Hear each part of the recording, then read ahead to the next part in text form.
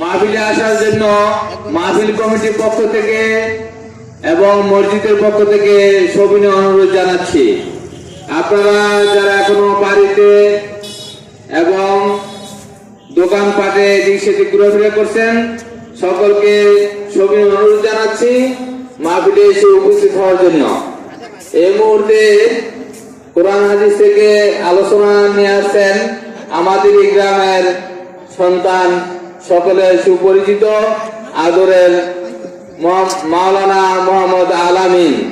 মাওলানা মোহাম্মদ আলামিনকে সংক্ষিপ্ত কোরআন হাদিস থেকে আলোচনা করার জন্য অনুরোধ করছি।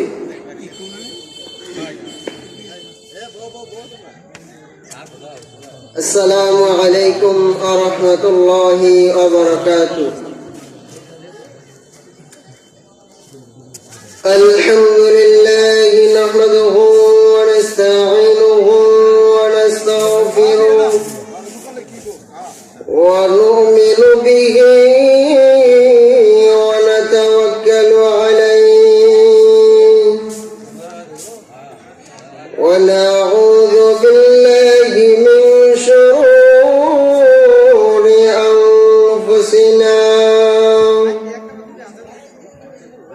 ওয়া মিন সাইয়্যাতি আ'মালিনা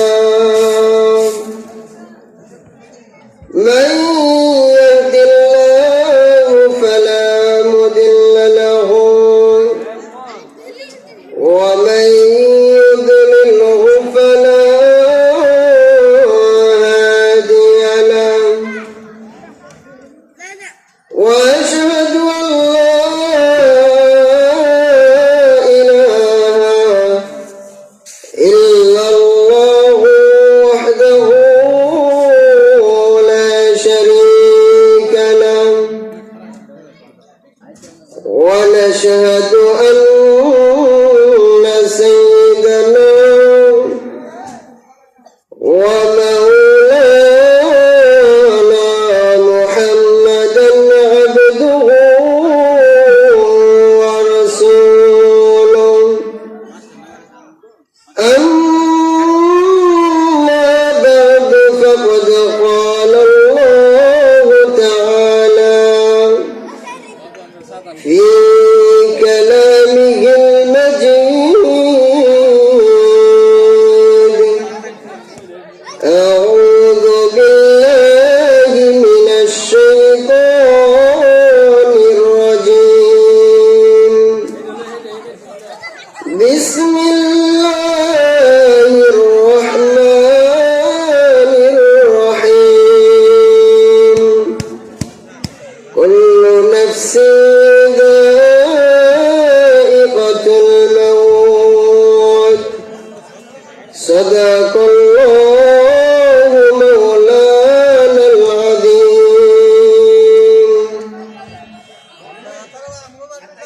আলহামদুলিল্লাহ, আল্লাহ পাকের দরবারে শুকরিয়া আদায় করছি যে মহান রব্বুল আলামিন আমাদেরকে আজকে এই জান্নাতি বাগান বাঁশগাড়ি মধ্যপাড়া যুব সমাজের উদ্যোগে আয়োজিত জান্নাতি বাগানে আসার বসার কিছু কথা বলার শ্রবণ করার তৌফিক দান করেছেন, এই জন্যই বলি আলহামদুলিল্লাহ। আজকে আমরা আলোচনার মাধ্যমে জানব মৃত্যু সম্পর্কে। মৃত্যু শব্দটা এমন একটা শব্দ, যেই বান্দার প্রতি এই শব্দটা প্রয়োগ হয়ে যায় তার থেকে দুনিয়ার সমস্ত কিছুকে বিচ্ছেদ করে দেওয়া হয়। মানুষ কত আরামে শান্তিতে সুখে দুঃখে ছিল, যখন মানুষের মৃত্যু নামক শব্দটা তার সাথে লেগে যাবে, এমন সময় আর তাকে এই সুখ শান্তিগুলা থাকে না। যদি নেক আমল করে থাকে তাহলে পরকালের সুখ শান্তি কিংবা বদ আমল করলে শাস্তির সে যোগ্য হয়ে যাবে। মানুষের মৃত্যুর কোনো সময়, কার কোন বয়সে মৃত্যু হবে এমনটা নির্ধারিত নেই। যে কোন মুহূর্তে মানুষের মৃত্যু হতে পারে। যখন মানুষের মৃত্যুর সময় হবে, এর থেকে আগেও করা হবে না, পরেও করা হবে না। আল্লাহ তাআলা বলেন ফাইদা জা আজালুহুম লা ইস্তাখিরুনা সাআতাও ওয়া লা ইস্তাকদিমুন। বান্দা বান্দীদের যখন মৃত্যুর সময় হয়ে যাবে, এমন সময় তার এই মৃত্যুর সময়ের আগেও তাকে মৃত্যু দান করা হবে না, এর পরেও তাকে মৃত্যু দেওয়া হবে না। এই অবস্থায় যদি বান্দা তুমি আকাশে ভ্রমণরত অবস্থায় থাকো, বিমানেও থাকো, তাহলে তোমাকে ওইখানেই মৃত্যু গ্রহণ করবে। মানুষ শুনেনি আওয়াজ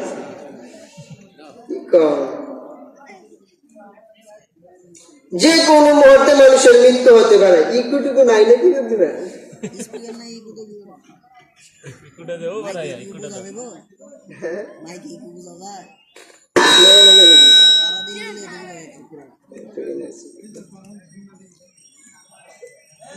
আল্লাহ।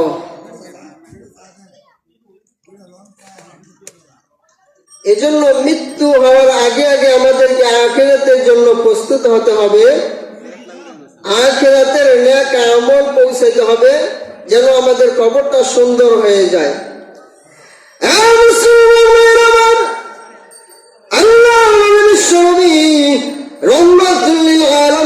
যখন মানুষের মৃত্যুর সময় হয়ে যাবে, এমন সময় আল্লাহ রাব্বুল আলামিন ওই বান্দা বান্দির সাথে নিয়োজিত কয়েকজন ফেরেশতাকে একের পর এক পাঠাইয়া দিবে। প্রথম ফেরেশতা এসে ডেকে ডেকে বলবে, আব্দুল্লাহ, আল্লাহ রাব্বুল আলামিন আমাকে তোমার খাদ্যের কাজে নিয়োজিত রেখেছিলেন। দুনিয়ার জমিনে আসার পর তুমি কত দামি কম দামি সাগর বাসাদের খাবারই না দুনিয়ার জমিনে খাইছ। আরে বান্দা, আজকে আমি বাংলাদেশ না পুরো পৃথিবী ভ্রমণ করে দেখেছি, কোথায় থেকে একটু লোকমা তোমার জন্য খাবার আইনা তোমার খাওয়াইতে পারলে তোমার আয় বৃদ্ধি পাবে। আরে বান্দা, আজকে আমি পুরো পৃথিবী ভ্রমণ করিয়া তোমার জন্য এক ফুটে এক লোকমা খাদ্যের জোগাড় করতে পারি না। আমার মনে হয় আল্লাহ রাব্বুল আলামিন আমাকে যেই রিজিকের তোমার জন্য দায়িত্ব দিয়েছিলেন, আমার দায়িত্ব শেষ হয়ে গেছে, তোমারও পৃথিবী থেকে বিদায় হওয়ার সময় হয়ে গেছে। ফেরেশতা চলে যাবে, এমন সময় দ্বিতীয় ফেরেশতা আগমন করে রেখে রেখে বলবে, আরে আব্দুল্লাহ, আল্লাহ রাব্বুল আলামিন আমাকে তোমার পদ চলার কাজে নিয়োজিত রেখেছিলেন। এক পা ফেলার পর আরেক পা ফেলবো, হাত পা নাকি দৌড়াইবে, আল্লাহ তাআলা আমাকে তোমার পদ চলার কাজে নিয়োজিত রেখেছিলেন। আল্লাহর বান্দা, দুনিয়ার জমিনে এসে তুমি কত জায়গায় তোমার পা পড়ছে, ইউরোপ, আমেরিকান বড় বড় দামি দামি রাষ্ট্রে তোমার পা পড়েছে, মক্কা মদিনার পর্যন্ত পবিত্র জায়গায় তোমার পা পড়েছে। আজকে আমি পুরো পৃথিবী ভ্রমণ করে দেখেছি, কোথায় নিয়ে গেলে তোমাকে একটু সুন্দর ভাবে হাঁটাইতে পারবো, আমি এমন জায়গা খুঁজে পাই নাই যেই জায়গায় নিয়ে গেলে তুমি একটু হাঁটতে পারবে, তোমার হায়াত বৃদ্ধি পাবে। আরে আল্লাহর বান্দা, আমার মনে হয় তোমার বিদায় হওয়ার সময় হয়ে গেছে। এমন সময় তৃতীয় ফেরেশতা আগমন করে রেখে রেখে বলবে, আরে আল্লাহর বান্দা, আল্লাহ রাব্বুল আলামিন আমাকে তোমার শ্বাস প্রশ্বাসের কাজে নিয়োজিত রেখেছিলেন। দুনিয়ার জমিনে আসার পর তুমি কত সুন্দর ভাবে শ্বাস ফেলতে পারতে, আবার শ্বাস নিতে পারতে, কিন্তু এখন আমি পুরো পৃথিবী ভ্রমণ করে দেখেছি, কোথায় নিয়ে গেলে তুমি একবার শ্বাস ফেলতে পারবে, আবার নিতে পারবে।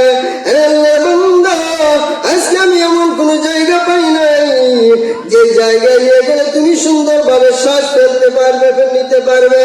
আমার মনে হয় তোমার মৃত্যুর সময় হয়ে গেছে। পক্ষ থেকে পানির কাজে পানির কাজে নিয়োজিত ফেরেশতা আগমন করবে, এসে রেখে রেখে বলবে, আল্লাহ রাব্বুল আলামিন আমাকে তোমার পানির কাজে নিয়োজিত রেখেছিলেন। আল্লাহর বান্দা, দুনিয়ার জমিনে আসার পর তুমি কত গ্লাস কত লিটার পানি না পান করছো, এর জন্য কিন্তু আল্লাহ তাআলাকে কোনো বিনিময় তোমার দিতে হয় না। আল্লাহর বান্দা, বাঁশখালী গ্রামে কত নদী আছে, পৃথিবীতে সাগর আছে, মহাসাগর আছে, সমুদ্র মহাসমুদ্র আছে। আজকে আমি পুরো পৃথিবী ভ্রমণ করে দেখেছি, কোথায় থেকে একটুখানি পানি পান করাইলে তোমার হায়াত বৃদ্ধি পাবে, আমি এমন কোন পানি তোমার জন্য পাই না। আমার মনে হয় তোমার পৃথিবী থেকে বিদায় হওয়ার সময় হয়ে গেছে। এমন সময় আল্লাহ তাআলার পক্ষ থেকে আজরাইল আলাইহিস সালাতু ওয়াস সালাম আগমন করবে।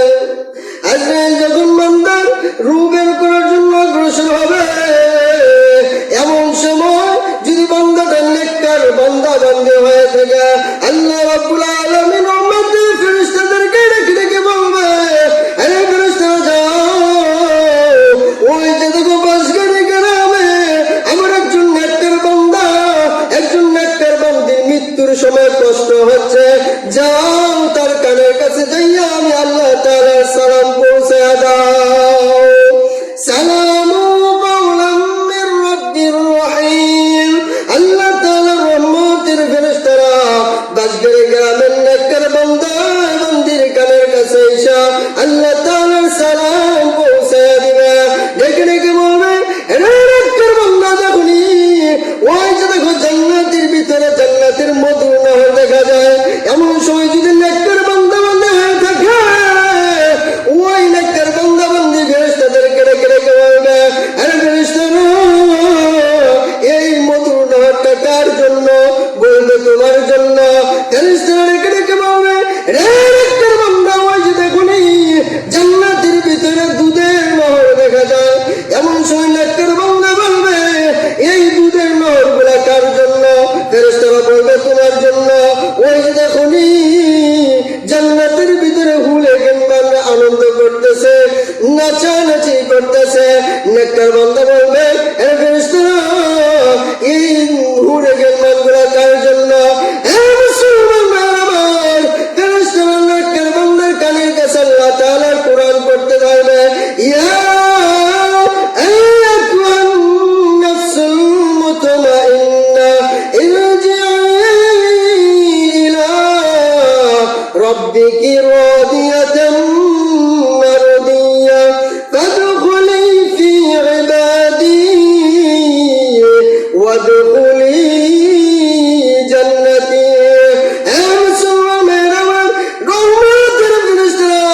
নেককার বান্দা বান্দিকে ডেকে ডেকে বলবে, আরে নেককার বান্দা, আল্লাহ রাব্বুল আলামিন আমাদেরকে তোমার কাছে পাঠিয়েছে তোমাকে সালাম দেওয়ার জন্য।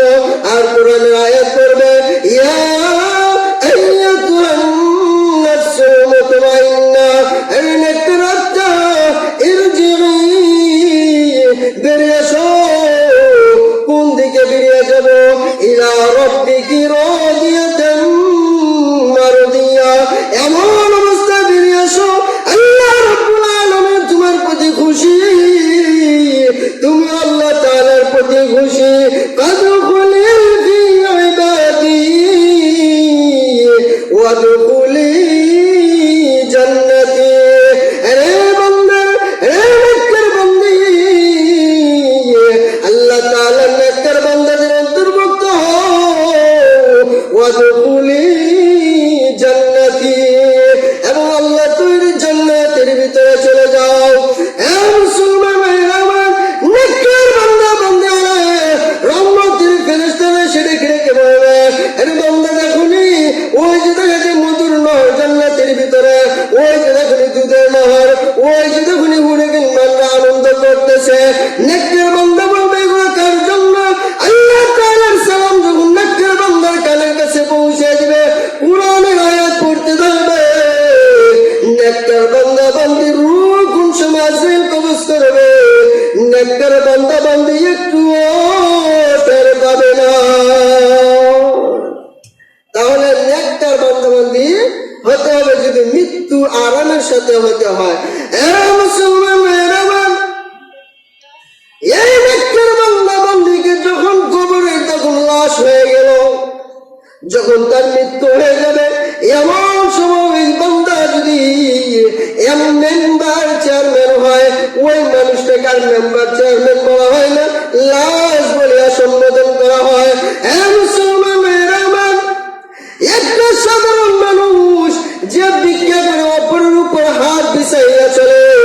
আর মৃত্যুর পরে যেমনি ভাবে তিনটা কাপড় দেওয়া হবে, একটা মন্ত্রী মারা গেল তাকে তিনটা কাপড় দেওয়া হবে।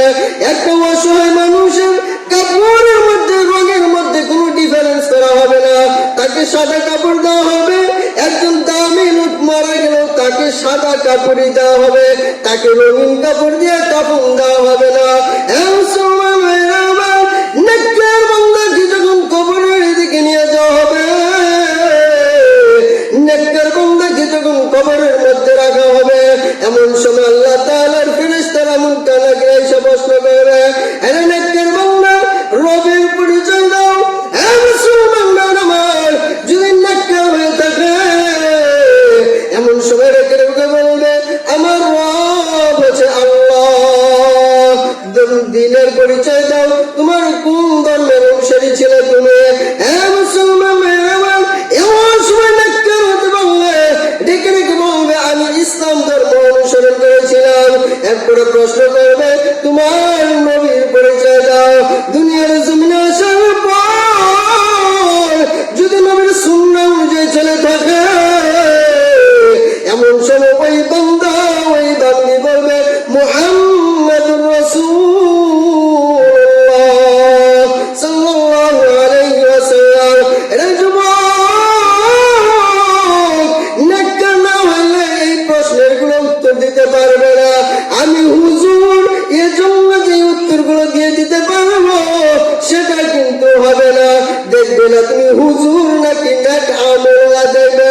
হে মুসলমান মেয়েরা আমার, হে যুবক মেয়েরা আমার, কবরের মধ্যে যখন প্রশ্ন করা হবে, এমন সময় যদি তোমার নেক আমল না থাকে, যখন তুমি প্রত্যেকটা প্রশ্নের উত্তরে বলবে হা হা লা আদরি, আমি কিছুই জানি না, আমি কিছুই জানি না, 2% মাটি এত জোরে চাপ দিবে, এক পাশের হাড় অপর পাশে ঢুকে যাবে। আল্লাহ তাআলা আমাদেরকে নেককার হওয়ার তৌফিক দান করেন। মুসলমান ভাইরা আমার, এরপরে এইভাবে কবরের মধ্যে প্রশ্নগুলো করা হবে। এই জন্য মৃত্যুর আগে আমাদেরকে সঠিক হতে হবে।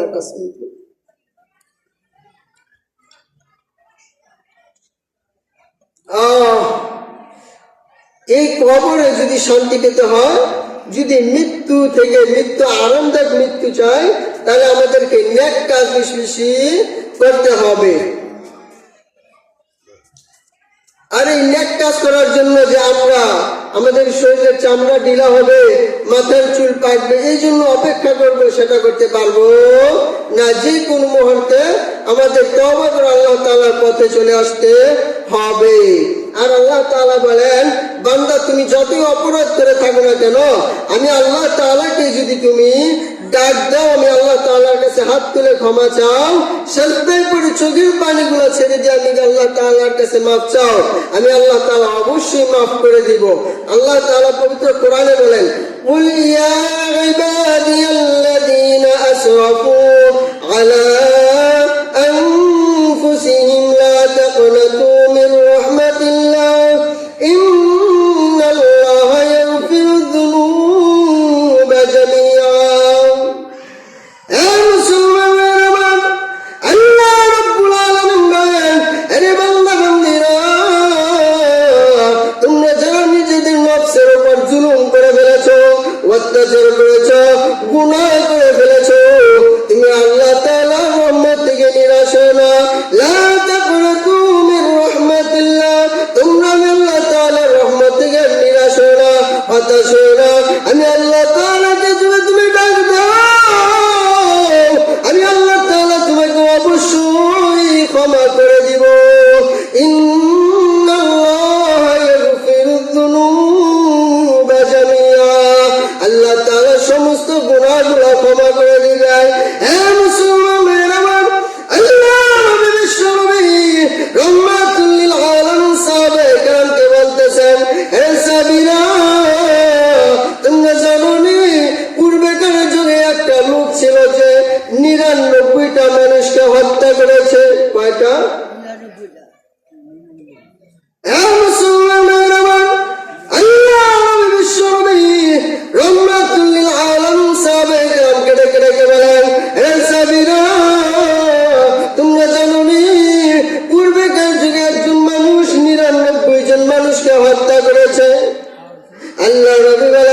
ওই মানুষটা অবশেষে আত্মসমর্পণ করলেন, নিজের নফসের উপর নিজের লজ্জিত হলেন। এমন সময় আল্লাহ তাআলার উপর ক্ষমা চাওয়ার জন্য, আল্লাহ তাআলার কাছে ক্ষমা চাওয়ার জন্য একজন আলেমের শরণাপন্ন হলেন। একজন আলেমের কাছে গিয়ে জিজ্ঞাসা করলেন, হুজুর, আমি ৯৯টা মানুষ হত্যা করেছি, আমার এখন মাফ করার কোনো অপশন আছে কিনা, কোনো সুযোগ আছে কিনা? এমন সময় ওই হুজুর রেখে রেখে বলেন, না, তুমি ৯৯ জন মানুষ হত্যা করেছ, তোমার কোনো মাফের সুযোগ নাই। এমন সময় ওই ব্যক্তি ওই হুজুরকে হত্যা করে ফেললেন, ১০০ জন নির করলেন। এরপর আবার নিজের উপর নিজের লজ্জিত হয়ে গেলেন, ডেকে রেখে বলেন, প্রভু গো, আমি তো আসছিলাম ক্ষমা চাওয়ার জন্য, কিভাবে আমি ক্ষমা হতে পারবো? আমার গুনাহগুলো মাফ হবে, কিন্তু না, এখন দেখি আমি অন্যায় করে ফেলেছি, আমি আর অপরাধ করবো না। এই কথা চিন্তা করিয়া আরেকজন ভালো বিজ্ঞ আলেমের কাছে যে জিজ্ঞাসা করলেন, হুজুর, আমি ১০০ জন মানুষ হত্যা করেছি, আমার ক্ষমার কোন সুযোগ আছে? এমন সময় হুজুর বললেন, হ্যাঁ, তোমার ক্ষমার সুযোগ আছে। এমন সময় হুজুর ডেকে রেখে বললেন, আরে যুবক, যাও, তুমি তোমার কন্যা করেছ, ১০০ জন মানুষকে হত্যা করে ফেলেছ। তুমি যদি এই যে সমাজের মধ্যে ছিলে, এই সমাজের মধ্যে থাকলে তুমি নিজেকে আবারও ক্ষমার মধ্যে রাখতে পারবে না, গুনাহ অন্তর্ভুক্ত হয়ে যাবে। যাও, অমুক শহরে চলে যাও, নিজে আত্মসমর্পণ করো, আল্লাহ তাআলার ইবাদত করতে থাকো। এমন সময় আল্লাহ রাব্বুল আলামিনের আদেশ পাইয়া ওই যুবকটা নিজের গ্রাম ছাড়িয়া ভালো হওয়ার জন্য রওনা হয়ে গেলেন, অন্য একটা গ্রামে চলে যাবে ইবাদত করার জন্য। এমন সময় ওই মানুষটার মৃত্যুর সময় হয়ে গেল। আল্লাহ রাব্বুল আলামিন আজরাইলকে ডেকে ডেকে বলেন, রে আজরাইল, যাও, ওই যে যুবকটার মৃত্যুর সময় হয়ে গেছে, তার রূহ তুমি কবজ করে নাও।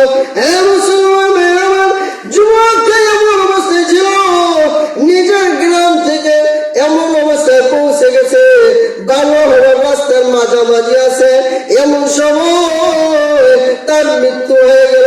আল্লাহ রাব্বুল আলামিনের পক্ষ থেকে শাস্তিদায়ক ফেরেশতারা আগমন করলেন ওই যুবকের রূহ নেওয়ার জন্য। এমন সময় আল্লাহ রাব্বুল আলামিনের রহমতের ফেরেশতারা রেখে রেখে বলেন, প্রভু গো, তোমার এই বান্দা নিজের উপর নফসের উপর জুলুম করিয়া লজ্জিত হইয়া তোমার কাছে তওবা করেছে। হ্যাঁ প্রভু, তোমার কাছে আত্মসমর্পণ করেছে। এখন যদি তাকে গজবের শাস্তি দেন ফেরেশতারা নিয়ে যায়, তাহলে তাকে জাহান্নামের মধ্যে দিয়ে দেবে। তোমার নেককার বান্দার আর আত্মসমর্পণ করবে না। হ্যাঁ মুসলমান, এমন সময় রহমতের ফেরেশতারা আগমন করে, যখন দুই দলের মধ্যে, দুই দল ফেরেশতাদের মধ্যে তর্ক হয়ে গেলেন। এমন সময় দুই দল যখন জায়গাটা পরিমাপ করে ধরলেন, আল্লাহ রাব্বুল আলামিনের ওই বান্দা দেখে গুনাহের অন্তর্ভুক্ত হয়ে যাচ্ছে। হ্যাঁ মুসলমান, এমন সময় আল্লাহ রাব্বুল আলামিন জমিনকে ডেকে ডেকে বলেন, হে জমিন, তুমি তার ভালোর দিকটা আগাইয়া দাও। হ্যাঁ মুসলমান, এমন সময় রহমতের ফেরেশতারা এবং শাস্তিদায়ক ফেরেশতারা যখন জায়গাটা পরিমাপ করলেন, দেখতে পাইলেন ওই যুবকটা নিজের নফসের উপর আত্মসমর্পণ করিয়া ওই যে ভালো হওয়ার জন্য রওনা দিয়েছে, তার ভালো হওয়ার দিকটা অগ্রাধিকার পেয়েছে। এমন সময় রহমতের ফেরেশতারা ওই বান্দার রূহটা জান্নাতে নিয়ে গেছে। তাহলে ওই মানুষটা যদি ১০০ জন মানুষ হত্যা করে ক্ষমা পাইতে পারে, আর আমরা তো ১০০ জন না, একজন হত্যা করি না, তাহলে আমরা অবশ্যই আল্লাহ তাআলার কাছে ক্ষমা চাইলে ক্ষমা পাবো। আল্লাহ তাআলার কাছে আমাদেরকে ক্ষমা করে, ক্ষমা চেয়ে, ক্ষমা নিয়ে দুনিয়া থেকে বিদায় তৌফিক দান করেন বলে আমিন। আসসালামু আলাইকুম ওয়া রাহমাতুল্লাহ।